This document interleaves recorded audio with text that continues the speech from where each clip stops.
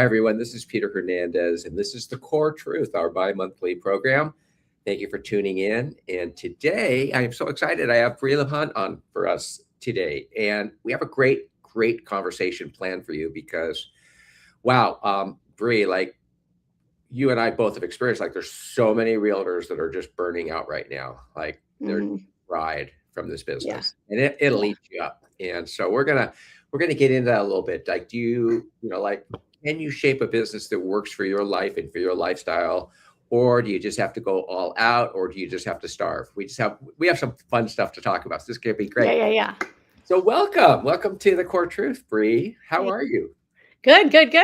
I'm excited about this. I know. I feel like this is the only way we ever talk anymore is when we're on a podcast. We got to work on that a little bit. I know. Yeah. So, well, let's start off and sort of introduce yourself and let people get to know you a little bit. Tell us a little bit about Bree. Like, where did you grow up? Tell us a little bit about who you are.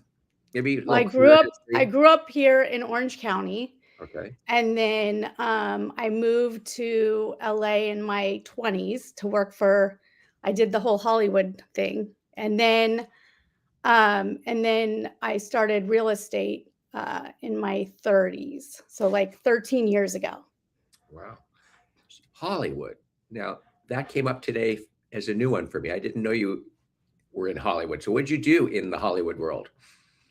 I worked for Michael Bay, and it was a grind. I hustled for 5 years working for him, and then I realized I met some realtors at a party, and I realized I wanted to get into real estate. So, yeah. What did you do for Michael Bay? I was his personal assistant. So I drove, and I worked for him. I worked for him in LA, and then once I was done with that, then I went to I'm sorry. That's okay. Yeah. Michael, what does Michael Bay do on a regular basis? And was that your goal to be an assistant to a top Hollywood executive, or was there another thought behind that, like maybe going to acting or something, or were you thinking of some of those things as well? Yeah, I was in fashion. So then I thought I wanted to be in fashion and work behind the scenes with Transformers. Mm-hmm. And then I got called in to work for Michael Bay. And after that, with the grind there, I realized it wasn't for me, and I wanted to get into real estate. So talk about that grind. What was it like, and what did it teach you? It taught me that the grind taught me that I can get through anything. And that real estate just gave me, sorry, Peter. I'm having a hard time with this. What's going on? You have work or something hitting you right now? Yeah. So notifications across saying this, and this. Mm-hmm. Okay. This is the life of a realtor. This is kind of like what we're getting into today. And as good as we are at it, we do get attacked, don't we? Mm-hmm. It feels like an attack, doesn't it? All right. So, clear. Let's go. Here we go again. So you were in this Hollywood thing. It was a grind, and it was like you doing all this. Like, were the hours long? Was it hard? Michael Bay, what was happening actually? Yeah, the hours were long. They were 24/7, and it was an issue with like my relationships, So I decided that I needed to move home, and it didn't work. Yeah.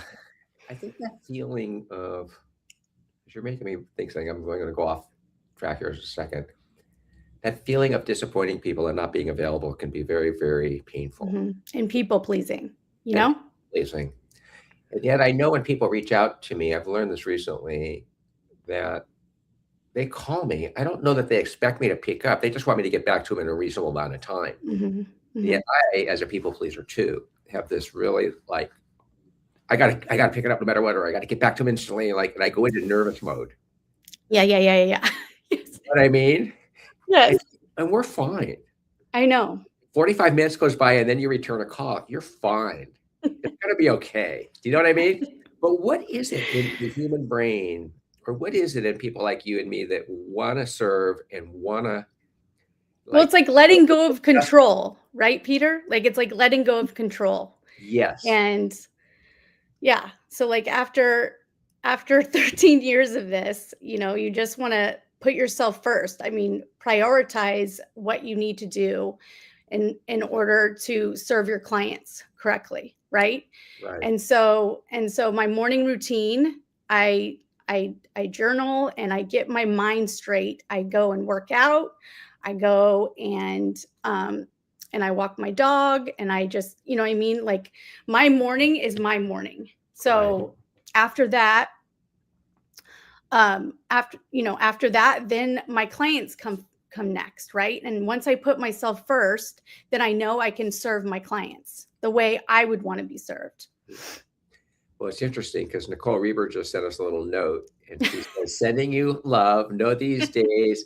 Had one yesterday. Love hearing your story." Thank you for that, Nicole. Because Thank you, Nicole. I don't think we're that unique, to be honest. I think we're all the same, and I think there's a term called the art of detachment. You know what I mean? We're not responsible for how people feel, what they think about us. You know what I mean? All Be that. authentic, right? Be authentic, be real. And that's who I am, And like, it's funny because I'm doing this podcast with you, and I've never done one before, but I wanted to do it because I love you and I wanted to like get out of my comfort zone, Well, you know what? Great. Well, I'm glad you're like, blasting through that barrier glass ceiling, because you're actually really good at this. And what's interesting to me is that Practice. the fact that we went through that at the beginning of this call was, with you getting these alerts and starting to panic a little bit, like, I better be at work. I shouldn't be on this podcast. What am I doing? I'm wasting my time. Whatever you were thinking. You know what I mean? I know what you were thinking, actually. It's okay, Bree. We're going to get through this. I know. No, and I this is fun for me. It's just like, it's just new to me, right? So it's just getting out of my controlling and letting go of what, the outcome is. Yeah, yeah, yeah. So I want to just ask you one thing, because I don't know. Who is Michael Bay and what does he do? I have no idea. Michael Bay? And I just Well, saw. he's the director of Transformers. Okay, there you go. And So he did, he did all these. It's all the crazy movies. Yeah. But it was good. It literally got me ready for real estate, right? Yeah. So I worked for him for 5 years, right? And I thought I wanted to be in fashion. Right. And I worked for Lisa Rinna as well in LA. Yeah. And it was a different kind of grind, right? The grind from real estate to that, it was like my boyfriend at the time, I never saw him. Michael Bay would text me later at night, right? And that was the business, right? I needed to do what I needed to do. I was his personal assistant, right? But then I met these realtors at a Christina Aguilera party, right? I was with my uncle, and they were like, you know what, you'd be really good at real estate. Why don't you change it up a little bit? So I started in Malibu, actually. Yes, wow. started in Malibu. And I was there for a couple months. I got my real estate license in LA.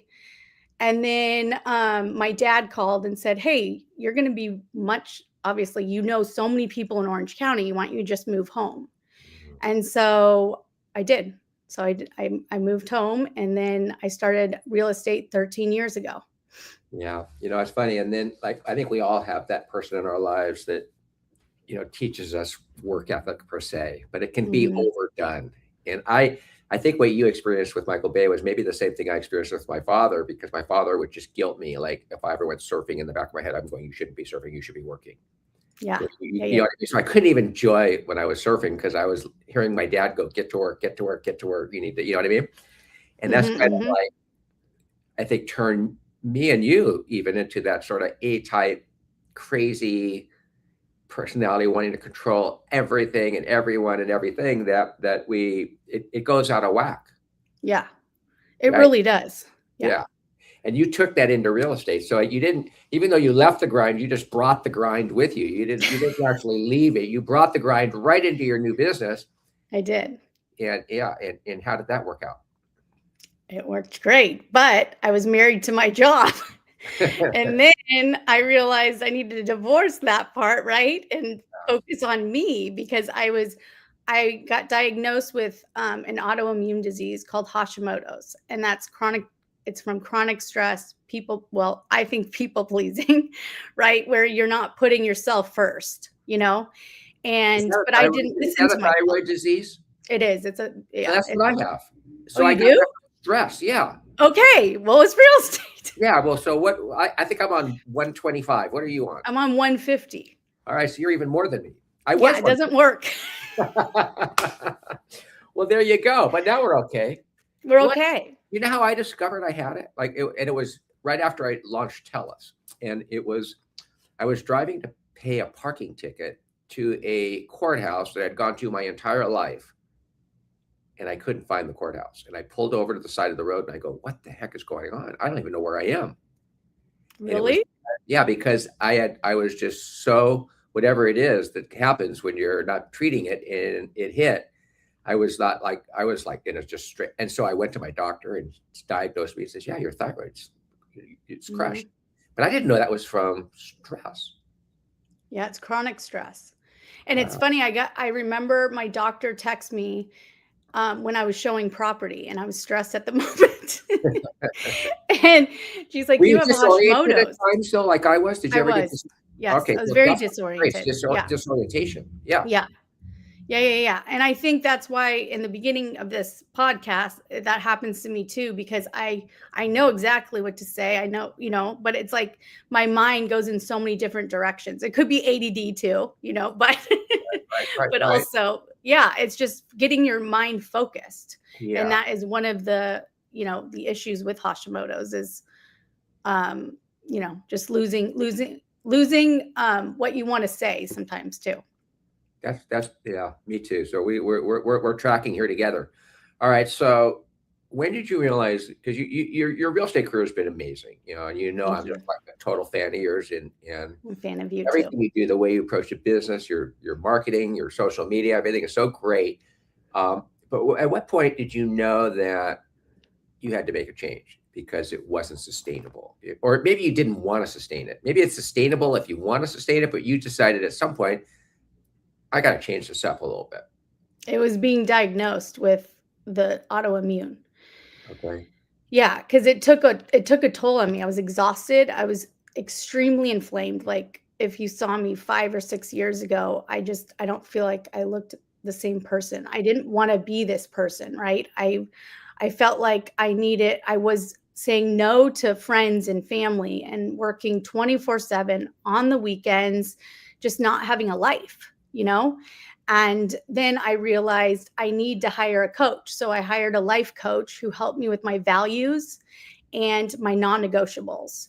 And once I figured out what my values were and what my non-negotiables were, I could really align my business to make it work for me, right? And not being a people pleaser. Now, being in this industry, you're somewhat always a people pleaser, right? I mean, I am, because I like to make people happy, but at the end of the day, I want to make myself happy too. So then they feel good, right? Because if I don't feel good, my clients are not going to feel good, Yeah, I do know So my life coach, who's amazing, she's a mentor, still my mentor. She's, she has guided me so much to like make sure that I know, what makes me happy, what brings me joy, right? So yeah, that started. And then obviously a real estate coach that I have. Coaches are very important, as you know. I agree with that.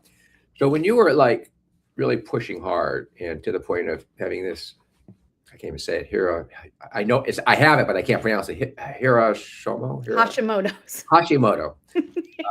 Thyroid disease. Yeah. When you were in that state, you were pushing so hard. Were you running towards something or were you running from something? Was it goal oriented or fear oriented? Like what was you think That's a good was the question. underlying thing that created that anxiety where you couldn't sit still, you couldn't do anything but work? I think it was fear. It was fear of not getting the next deal, right? Making sure that everyone that I was working with wanted to work with me, right? But as you know, not everyone is going to work with you, and you don't need to work with everyone, right? And if you work with people that align with you, then more business comes. And that's what happened was I started working with people who aligned with my values, and then more business came, and then I went on more vacations, and then my clients wanted me, they were okay with me going on vacations. I always thought I would be scared to tell them I was going on vacations. Yeah. Yeah. Isn't that real? Isn't that weird how we just think we have to work with everybody? And if someone doesn't work with us, then maybe we go into that mindset of what's wrong with me, or why Yeah. didn't you choose me? I mean, people even going to the point where they call and say, why didn't you choose me so I can learn? I mean, like, it's like, it Hmm. maybe had nothing to do with you. You know what I mean? But yet Hmm. it's that fear of letting go. Of letting go of control. Yeah. And if they didn't want to work with me, that's their issue, right? It's not my issue. Like I'm here, and and I have the luxury now to work with people who respect me and who appreciate who appreciate me, right? And my knowledge and my power, and so. I love that. Steve Robinson just wrote us, and we're getting a lot of comments, which is great. And he said, like, non-negotiables and mutual value are really essential in being, in business impacts. But I would even go further, like, tell us what your values are and what your non-negotiables are, if you don't mind sharing. Yeah. So my value, well, I don't, well, really, I didn't have them right in front of me, but the values, obviously, they're, to prioritize myself, right? And then the non-negotiables, well, there's a few things. It's like treating me well, right? And knowing my value, right? Of each I didn't write down my values. But Off the top of your head. like the main one is like prioritizing my day, right? So Yeah, I love that's that. just the I love main. that. So, And exercise, like my morning routine is very important. I want, like the exercise and the journaling and all that stuff to start uh, my day. I think that's a non-negotiable too, if you want my honest It is a opinion. non-negotiable. Like Yeah. my morning routine and what I'm doing is a non-negotiable. Hmm. And in fact, all of the things I have calendared that are for me, so that I can be of better service to my agents and to the company, and to my higher power, God, you know, to me, those are non-negotiable. So like if someone Hmm. is trying to, ping me when I'm like having to work out, or maybe I'm, going to church, or maybe I'm doing something that Yeah. is just filling my soul, it's a non-negotiable. Hmm. I am not gonna break that, because I won't be No. as effective to that person anyways. Yep. I'm gonna be resentful. Yeah. I Much know better. we have the same non-negotiables, church, my faith, my family, Right. right? Period. Non-negotiables. Non-negotiables. All right. So I think about this a lot, and I think you're like on tracking with me on this. I think about, like, am I working to support my lifestyle, or am I living to support my work? In other words, am I working to support my lifestyle that I want to create, or am I'm I, working. Yeah. right, or is it the other way around, where I am sacrificing my lifestyle to support my work? And No, I the think other way. it has to be the other way. And if you're the kind of person that wants to be all out, like we know so many of these great people are in the world, that just are all out, pedal to the metal, great. If that's working for you and you love doing that, great. But if that's not how you want to spend your years in your life, and you want to do other things too besides just work, you have to think about that a little bit, and then you have to organize and schedule and engineer your life or your work around that. So living in Mhm. Newport Beach, I know you love exercise. I know you love to get outside and ride your bike. I know you have this, like, I mean, you live in one of the great places in the world. How did Yes. you think about your business, and how are you trying to organize that around your lifestyle?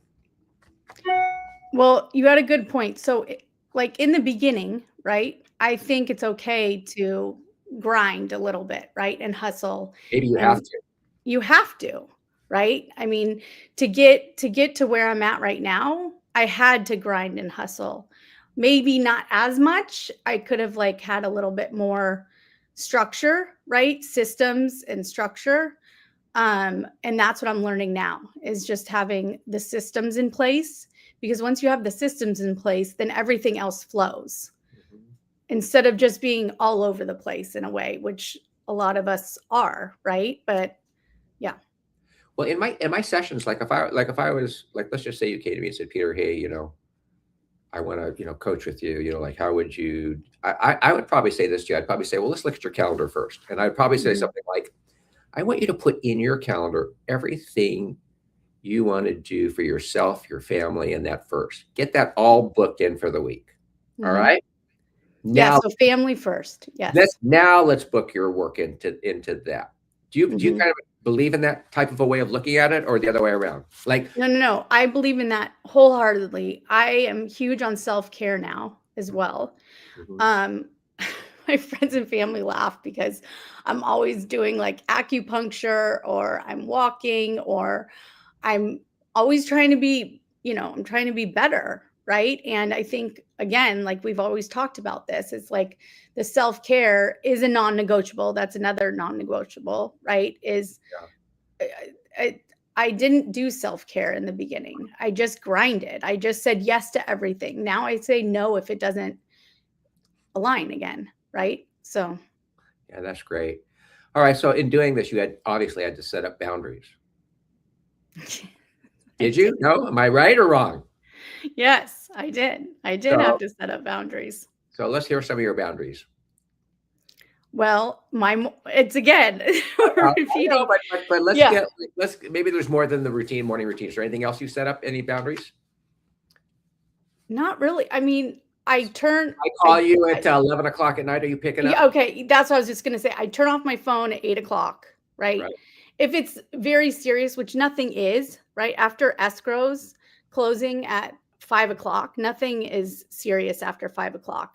I always thought like I could answer the phone at 11 o'clock because Mhm. I was used to that with Michael Bay, right? Because I had to answer the phone or text or whatever when he was calling because Right. he needed it at that moment, you Right. know? Yeah. So now closing, I say 8 o'clock roughly. I try to turn off my phone. Mhm. Um, and then in the morning, I will answer like a call or a text or something like that. But like my day usually starts after everything is like 10 a.m. Mhm. Yeah, that's great. So I think we all have this fear that once we have boundaries, our business is going to go off the cliff. Or if we say no to clients that we shouldn't work with, that we in the past might have agreed to work with just because, like you say, we want to control everything, we think our business is going to fall off the cliff. Did that happen to Well, you? Did your business go off the cliff when you created boundaries and added more nope. me time into your life? No, What happened? actually, the opposite changed. What do you I gained more business. I gained more clients. I went on I go on way more vacations and I have freedom now. How's that So, possible? Why do you think that happened?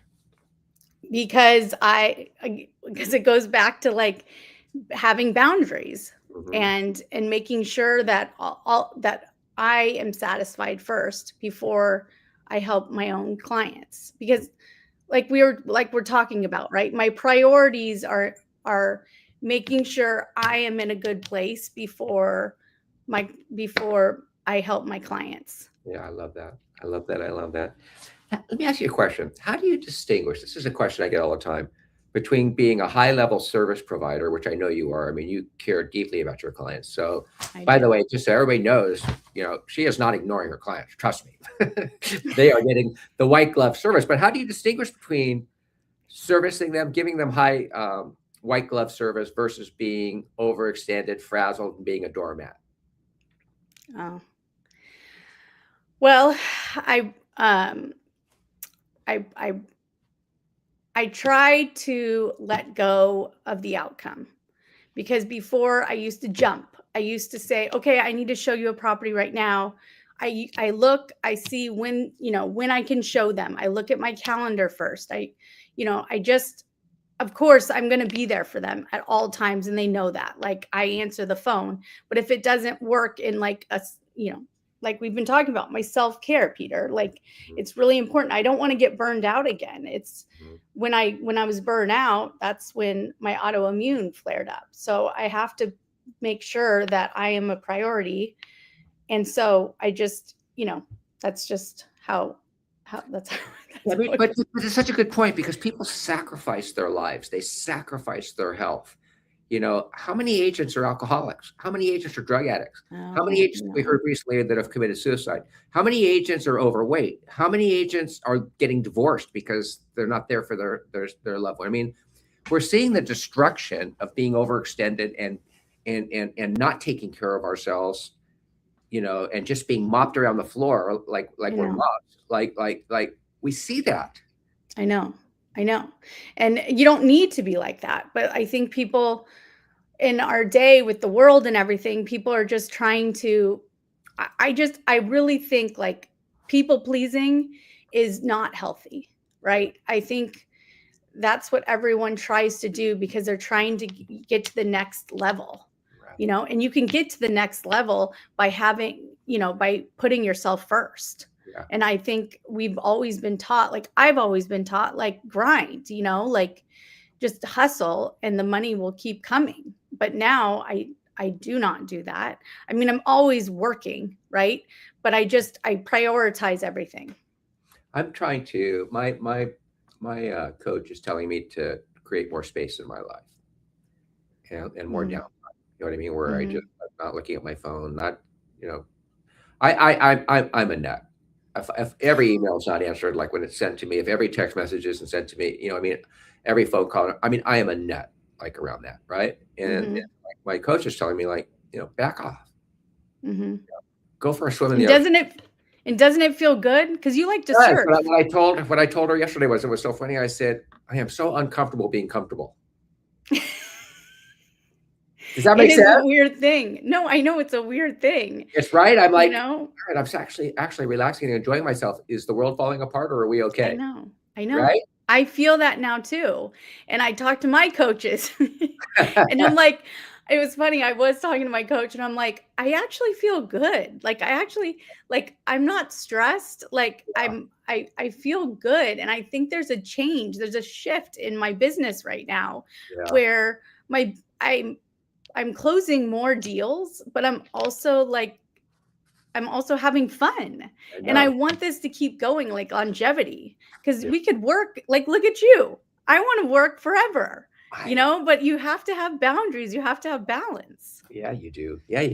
All right. So like, I was going to ask you this question. I don't know if we've covered it, or maybe you can go more detail, but what does a well-structured day look like for you? Morning routine, obviously, then what?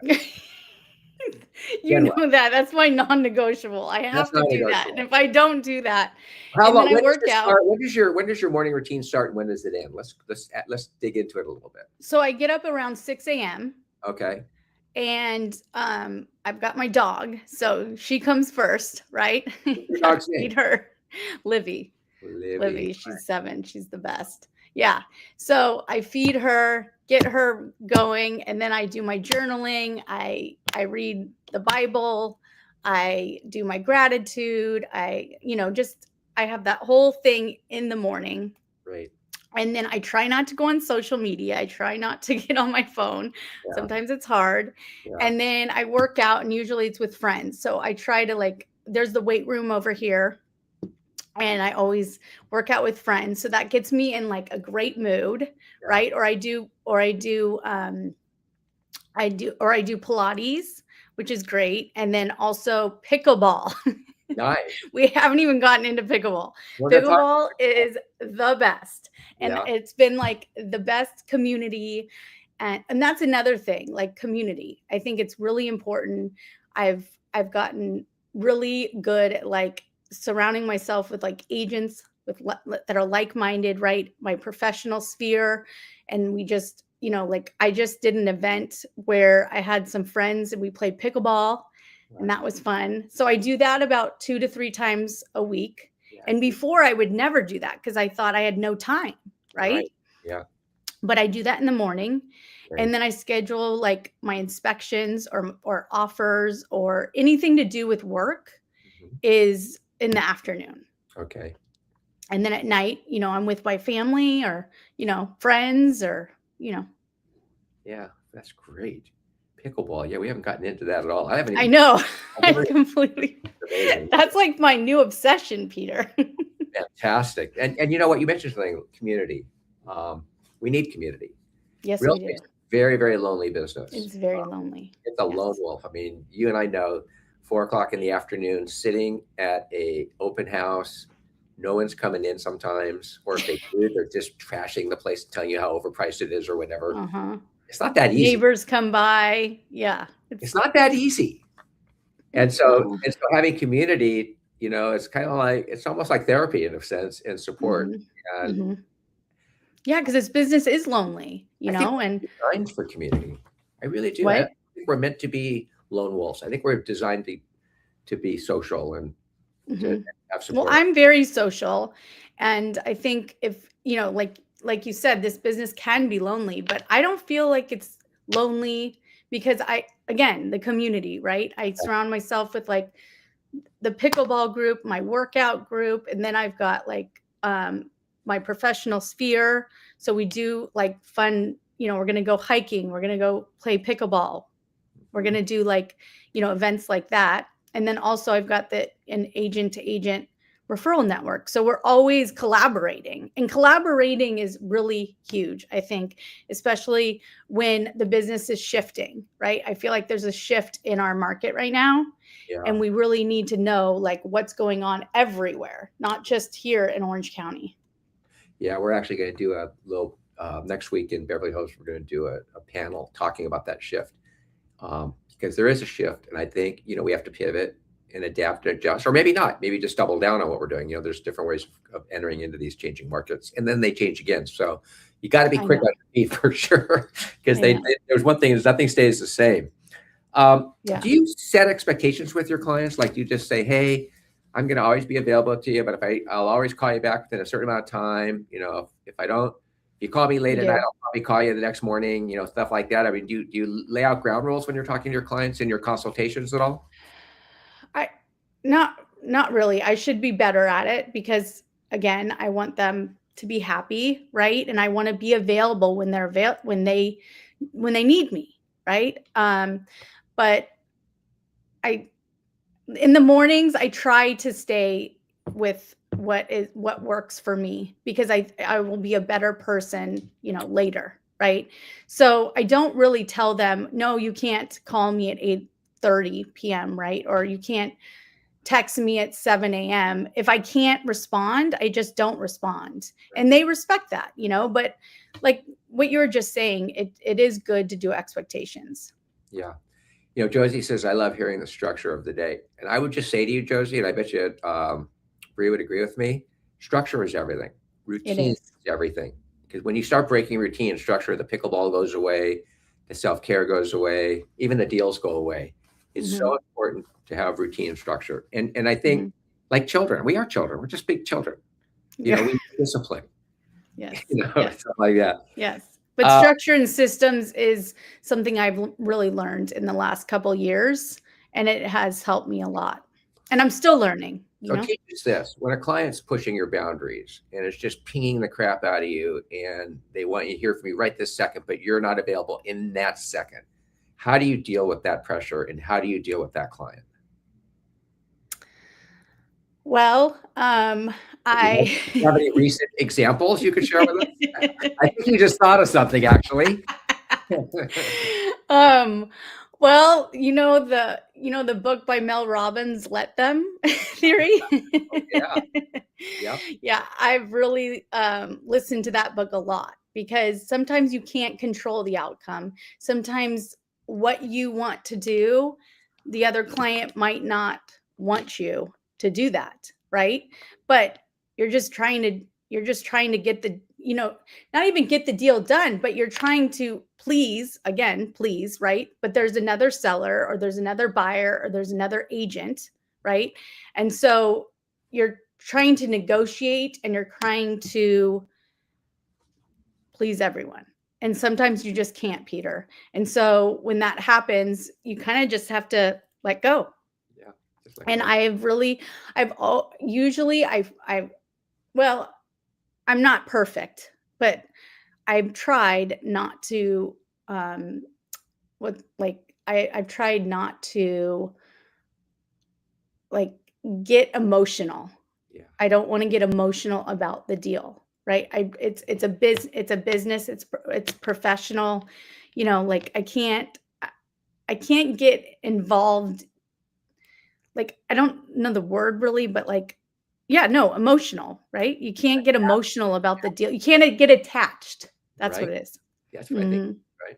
That's a good Mhm. one. Would you describe yourself as a better agent now? 1,000%. 1,000%. And I'm What, going to get better and better just because what's I'm learning. notice, and what are the things you want to double down on?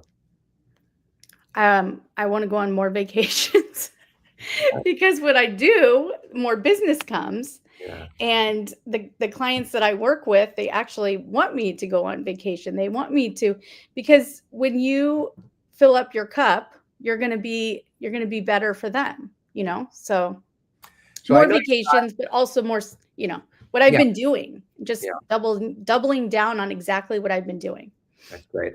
What I know about you though is, despite all this self-care and balance and Zen and all this coolness and pickleball and everything, I also know the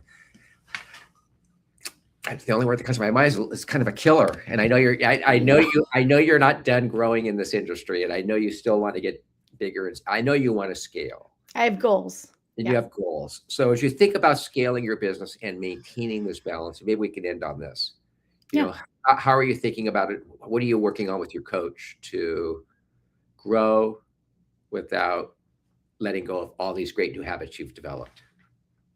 Well, I have a big goal this year.